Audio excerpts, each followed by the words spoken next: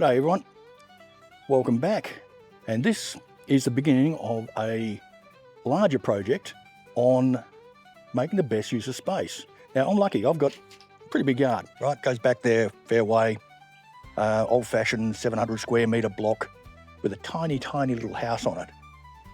But not everyone's like that. And if you think because you're in a small house or a small yard that you can't grow fruit and veg, let me show you something. Like, subscribe, and ring that bell icon because we've got a few of these coming up. Gardening vertically. Well, I'm vertical now. If I was gardening horizontal, I could be asleep. So before we get into it, let's have a look how it's going to end up. A little bit of a sneak peek. But hang around and see how we put it all together.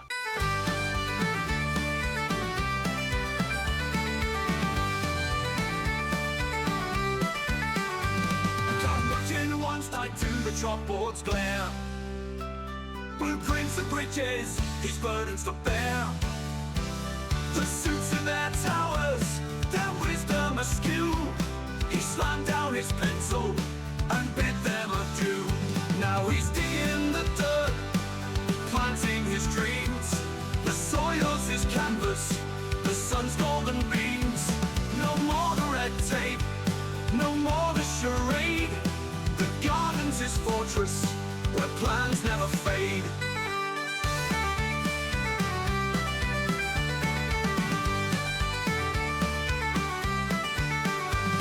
A suburban plot, where the hedges grow wild. He's tending the earth like a father to child. Rows of rebellion, in carrots and kale. A man who won't bend, where others might fail. Carries whispers of lectures once roared, now lost in the hum of the bees he adores. A YouTuber. And now we get on with it. So those of you who have been watching for a while know that I tend to grow a lot of things in pots, like down here. Now, pots are really great for me because I'm getting old and I don't want big plants, big trees, and I'd rather have the variety of fruit and veg than lots of one particular sort, so pots are fine. But when it comes to things like pumpkins, watermelon, rockmelon, cucumbers, those sort of things, they tend to cover a lot of space. And even if you've got a fairly big yard like I have, you don't want to be using it all up to grow a few pumpkins. But what about all this? The air. We can grow a lot of things vertically. And you can pick a spot where it's possible to make use of that. We'll come over here. I broke my fountain. Now have to get another one. But what do you see here? We have a raised garden bed with a bit of asparagus in it. We can also probably treble the space that we've got. We've only got about 500 mil by 3 metres, so about 1.5 square metres in here. I reckon we can get another 2 square metres up the back and maybe another square metre at the front. So come with me and I'll show you how we can do that. What's the cheapest way to grow stuff vertically, you may ask? You can ask if you like, I won't hear you because I'm over here on YouTube. But if you've got something like beans, the cheapest way to grow vertically with beans and other climbers is you get one of these high-tech things. It's called a stick, and you put it in the ground, and you plant your bean at the base of it. That's it. But we're going to do something a little bit fancier. We can build little tents and things.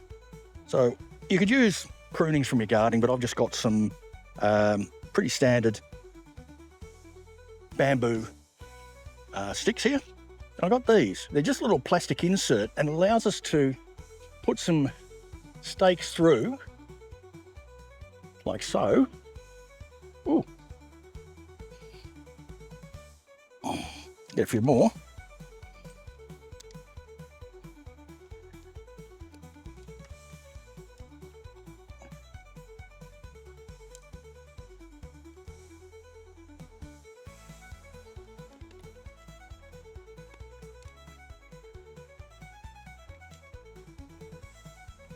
And we can hold them all together like this. Just pop them in the ground, like so. Oh, he's got to be caught. We just pop these through the holes And we can put as many or as few as we like in there. Probably need 3 at least. We'll pop this down into the ground a little bit.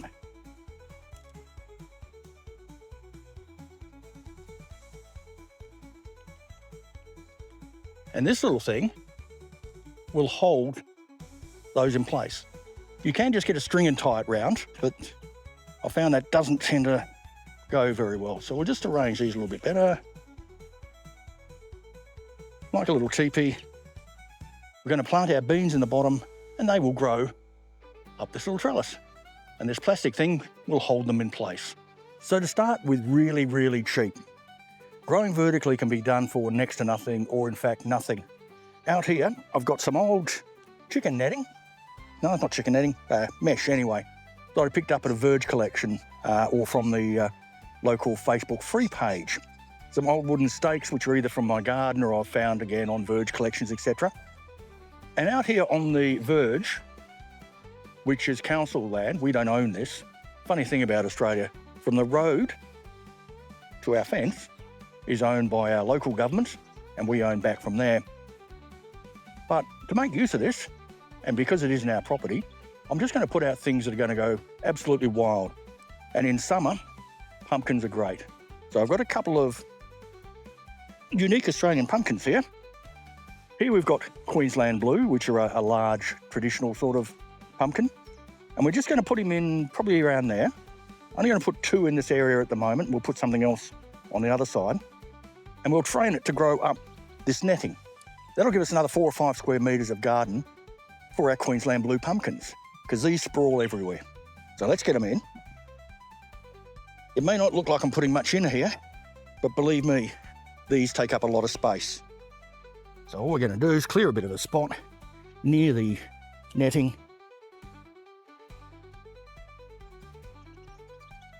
Put a tag in. And I've got 2 in this one, but that's fine. I'll just gently pop them in there. And we're going to add a bit more mulch around the place when we get a chance.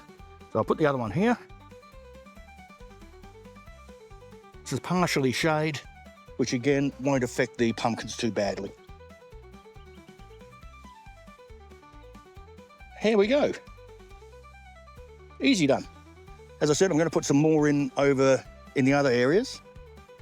But when these are fully established, they will cover most of this ground, just a couple of pumpkins. And this vertical garden cost us nothing. Good way to go if you're a bit short of cash. Doesn't look very pretty though. So let's move to the next one. So we have a garden bed, but we've got all this wasted space. And there's a few options we've got. We can buy these plastic pots, and these have got the advantage of, in fact, they've got a tray in there. So they can be self-watering. They can have a small water reservoir in the bottom. Oop, pop that back in. And we fill him up with soil. Has a drain plug at the bottom, which we'll actually take out.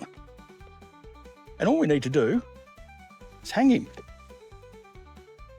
And our plants will grow. But it's not just that. We can hang him there. We can hang him there. We can hang him anywhere. That's a bit corny. I don't make a good Dr. Seuss. But the point is, you can just hang these up anywhere you've got somewhere at a reasonable sort of height. Just hang them over your fence and we can grow all kinds of things in here. It also allows us a flexibility because they are easy to move. You can take them out of the sun in full summer, put them back in the sun in winter, just move them about as they need it or as the plants need it. So these are really good. Just a plastic, so they should be relatively long-lived. And self-watering. Well, not self-watering. They've got a water reservoir. That's one sort. Let's go back and have a look at the other sort. We've also got metal ones. Now, these metal ones are not a bit deformed in transit. They've got holes for drainage, but you could just put small pots in here, which is probably what I'll end up doing with these, because I'm not sure how long they'll last before they rust. But that will be a test of time. And again, just basically hang them anywhere you like. On the fence, on this, anywhere. This is just another sort. Again, they tend to get a bit deformed in transport, but they're easy enough to push back into place. But this is one that we can just put pots in. Again, just hang it over whatever we want to hang it over, and we've got more growing space. So if we imagine we could do all the way along here and around the corner a bit, we end up with another couple of metres of garden space by going upward. Now, keeping to the budget area, along the back here, we could actually grow some shade-tolerant vines, a passion fruit or some other plant that doesn't mind a little bit of shade, if we had some support. And one of the really cheap ways of having support is using netting. Now this one is particularly nice because it's elastic and we can stretch it. So what we've got here is we're going to stretch that down to there. Going to have to tie that up.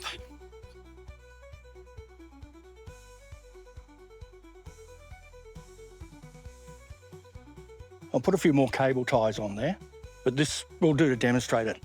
All we need is some frame or a couple of pickets in the ground. We can string this across and we can grow things up vertically. Nice elastic, it'll stretch to where the area you want, or you can use it to net your dog. What do you think? You like these? I quite like it. I may not keep it on this frame, but we'll see. Keeping along the cheaper way of doing things, we have these lightweight little supports. And they're going to be handy for some of the climbing herbs. Could do it for strawberries, but I wouldn't do anything terribly heavy on these particular types. So make up the circles. I'll just make up a couple of them. And you might want to glue these in place. They're not particularly solid, but this was only a few dollars, so.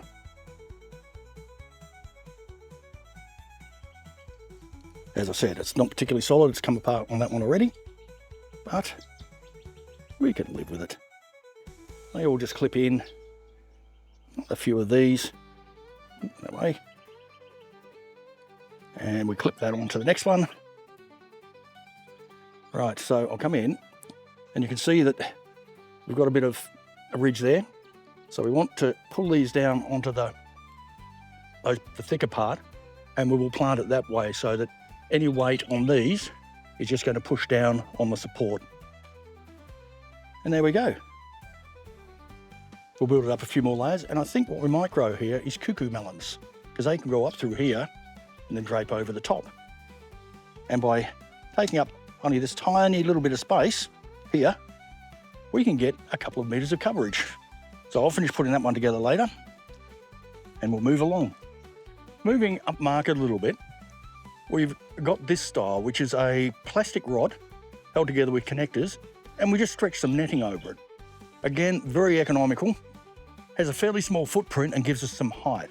So this one is ideal for our summer weather beans.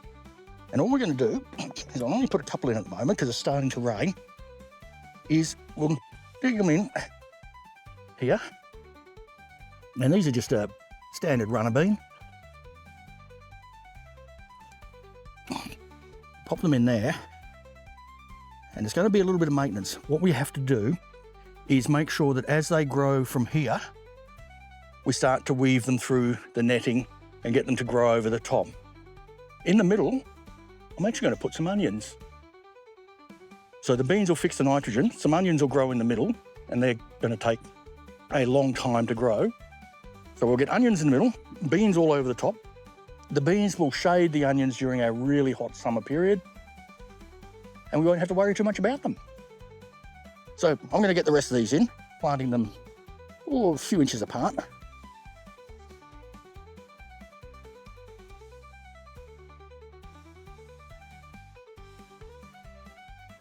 If you've got a tall fence like this, these things are really, really useful, and you can get them in all kinds of sizes.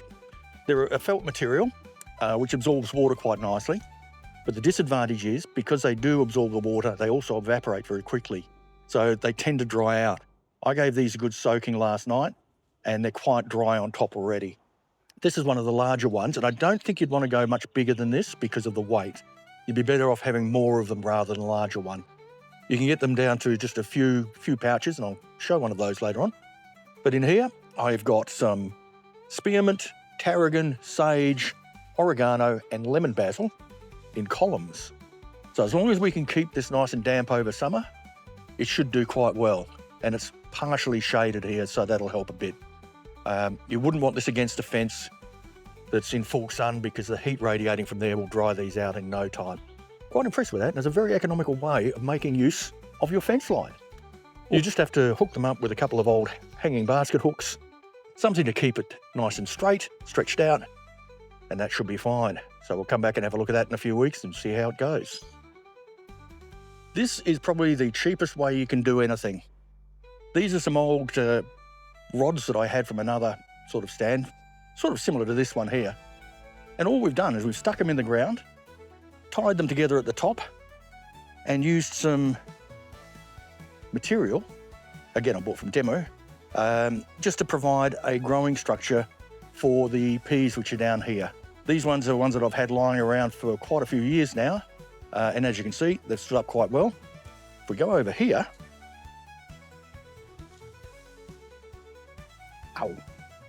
these are some new ones that I got from Temu, and they're just a solid plastic rod that again, we tie at the top and we just provide some supports for the peas to climb up.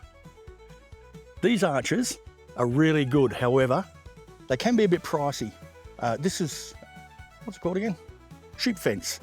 So it's like Rio or any of the reinforcing type meshes, but just a 4mm steel rod welded together. Advantage is going to last forever. 50 years from now, this will still be sitting here looking a little rusty, but it'll still be there. What we're going to grow here is trombosini.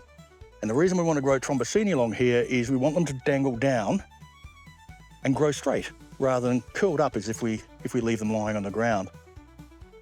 So we're going to put 2 in on each side, and that will be plenty for our entire season because they are prolific.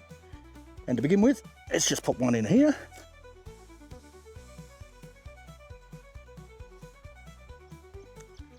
There he is there. And on the other side, we'll grow some to meet them. Now, if I grew these on the ground, they would cover dozens of square meters. But growing them up here, we'll get lots more in the given space that we have. Let's get these other 2 in. So the interesting thing will be when we come back in about 4 weeks, see how much these have grown. They should be right up towards the top by then. So you'll have to like, subscribe, hit bell icon to find out. Let's get to the next one. This is a rather impressive one. It's solid plastic, so it's not tubes.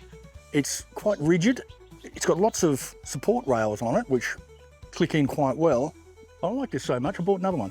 And what we're going to plant here is rattlesnake beans. And we've got 4 of them, which will give us a good crop. Take them out. Doing the most awkward way possible for filming. Rats. One just fell out.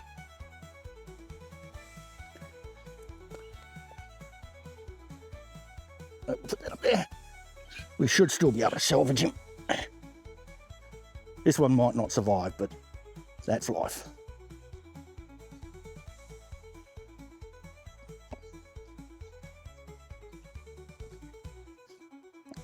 So there we go. These are rattlesnake beans, which are really long bean and quite tasty, I believe. We've got lots of places to tie them up as they grow. We'll grow them up the middle and then we'll droop them off so they can grow down the side here. One little pot, lots of growing area. What do we got next? All right, here's one I put together a little earlier. It's a lightweight metal art and it's quite nice. Down the bottom here, I planted some spaghetti squash and trombosinis. So they will grow up and over that arch, I hope. Got most of them out and increased our vertical growing area quite dramatically. Still got a bit more to put out though. Not quite finished yet. How about you? You grow your stuff vertically? And I don't mean standing, I mean grow the plants up. That's strange. Of course, you don't grow horizontally. So let me know if you make use of the vertical space in your garden and what you use for it. Are you happy with it? Like this one. Why are you disappointed with it? Like some of the others which are not up anymore. Well, that's it. Summer crops are in. Doesn't look like summer because it's not. It's spring. We're getting our spring rain, which is good. We don't get a lot of rain normally. One final note. Make sure you're planting the right thing for the season and its location. So over here, we spin around, we've got lots of beans. And beans are a summer crop. Peas, which are on those ones, are a winter spring crop, so they should be ready before the real heat hits. So that's okay. Up on these other trellises, we've got lots of things which are summer crops. We've got our spaghetti squash growing at the bottom of this one. And over the other side, I think I'll be strong enough to hold that up. Got some beans down in there. And lots of other things around. The passion fruit, the grapevines, and of course, beans and things in there. So what do you reckon? We got enough vertical gardening in? I don't think so. I've got room for lots more. But as you can probably see from this, we can make a huge amount of difference in the area that we have to grow by growing vertically. Most of this stuff was quite inexpensive. Some of it was a little bit pricey, but that was the stuff for show, like we've got out on the front patio, which is in a separate video I'll link to here. We've massively increased our growing space. We haven't spent a fortune on doing it. And some of it looks quite nice, like this one. And I've gone and bought another one of these as well. So let me know in the comments if you grow vertically and how you do it. Do you have any little tricks we could add in here? Enjoy life, and I'll catch you in the garden.